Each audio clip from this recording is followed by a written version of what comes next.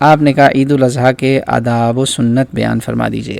مختصراً میں بتا دیتا ہوں، اس دن کی سب سے پہلی چیز یہ کریں، کوشش کریں غسل ہو، نہانا ہے آپ نے، شاور لینا ہے، نمبر 1۔ نمبر 2، آپ نے اس دن جو ہے گھر سے جب نکلنا ہے تکبیرات اونچی پڑھتے ہوئے نکلنا ہے، اچھے کپڑے صاف ہوں وہ پہن لیں، کوئی بات نہیں۔ تیسری چیز، عید الاضحیٰ کی فضیلت سنتیں میں بتا رہا ہوں، تھوڑی سی عید الفطر سے مختلف ہیں۔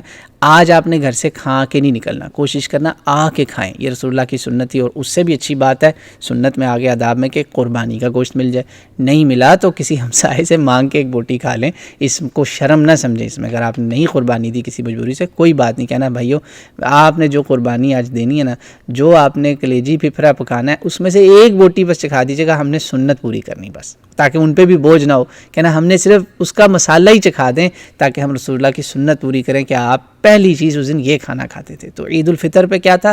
گھر سے کھا کے جانا، اس دن اللہ نے کہا کھاؤ، روزہ توڑو، روزہ نہیں رکھنا، یوم فطر ہے، افطار کا دن ہے۔ آج کیا ہے؟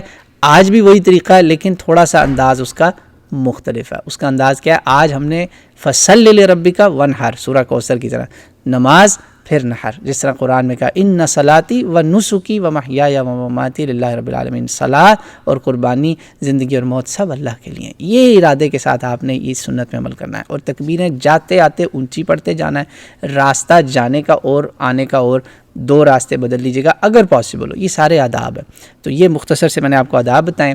اور اہم ادب یہ ہے کہ جو جس کو عید کی نماز جہاں نصیب ہو رہی ہے وہ عید کی نماز کے بعد خطبہ ضرور سنیں، اور اگر جمعے کی عید ہے تو کوشش کریں جمعہ بھی پڑھیں جہاں جہاں لیگلی الاؤڈ ہے، مسئلہ اگر وہ لاک ڈاؤن یا اس قسم کے حالات نہیں۔ تو یہ ہو گئیں عید الاضحیٰ کے آداب اور مختصر سنتیں۔ انشاءاللہ کوئی چیز رہ گئی ہو تو آپ ضرور پوچھ سکتے ہیں دوبارہ۔